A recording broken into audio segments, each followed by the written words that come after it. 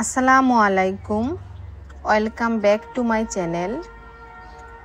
আজকে আসলে কোনো রেসিপি শেয়ার করছি না, আজকে করছি কিভাবে খুব সহজে বেসন তৈরি করা যাবে।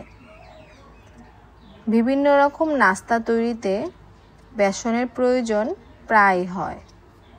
ঘরোয়া উপায়ে বেসন তৈরি করে রাখলে সেটা বাজারের দোকানের চেয়ে বেশি স্বাস্থ্যসম্মত হবে। আর একবার এই বেসন তৈরি করে এটা অনেক দিন ব্যবহার করতে পারবেন। স্বাস্থ্যকর উপায়ে সেটা কিভাবে তৈরি করা যাবে ওই আইডিয়া আপনাদের সাথে শেয়ার করছি। আজকে বেসন তৈরি করার জন্য আমি এখানে 3 রকমের ডাল নিয়েছি।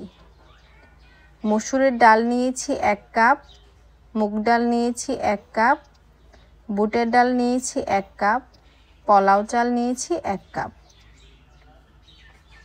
তো এখন একটা প্যানের মাঝে আমি সবগুলো ডাল দিয়ে দিচ্ছি। প্রথমে দিলাম বুটের ডাল, তারপর দিয়ে দিলাম মুগ ডাল, তারপর দিয়ে দিলাম মসুরের ডাল, এখন দিলাম পোলাওয়ের চাল। এই সবগুলো আমি সমপরিমাণ নিয়েছি। এখন সবগুলো একসাথে মিশিয়ে দিচ্ছি আর চুলায় বসিয়ে দিলাম মিডিয়াম আঁচে। এগুলোকে আমি কিছুক্ষণ নেড়ে চেড়ে ভেজে নিচ্ছি। এমনভাবে ভাজতে হবে যাতে একটু মচমচে হয়ে যায়। বেশ কিছুক্ষণ ভাজতে হবে আর চুলার আঁচ থাকবে একদমই মিডিয়াম আঁচে।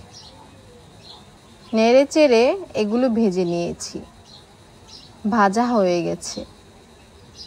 চুলা থেকে নামিয়ে ঠান্ডা করে নিব। এখন একটা ব্লেন্ডারের জারে ভাজা ডালগুলো নিয়েছি অল্প অল্প করে। আর খুব বেশি একসাথে দিয়ে গুঁড়ো করা যাবে না, অল্প অল্প করে নিয়ে গুঁড়ো করে নিচ্ছি। আপনারা বেশি পরিমাণ বেসন তৈরি করতে চাইলে এগুলো ব্লেন্ডারে সময় নিয়ে গুঁড়ো না করে বাইরে থেকে মেশিনে অল্প সময়ে ভাঙিয়ে নিয়ে আসতে পারেন। আমি শুধু আইডিয়াটা শেয়ার করছি। ভালোভাবে ব্লেন্ড করা হয়ে গেছে। তারপর আমি এটা একটা ছাঁকনি দিয়ে চেলে নিব এবং বক্সে ভরে রেখে দিব। এটা অনেক দিন ব্যবহার করা যাবে। আজকের মতো এখানেই বিদায় নিচ্ছি। সবাই অনেক ভালো থাকবেন। আল্লাহ হাফেজ।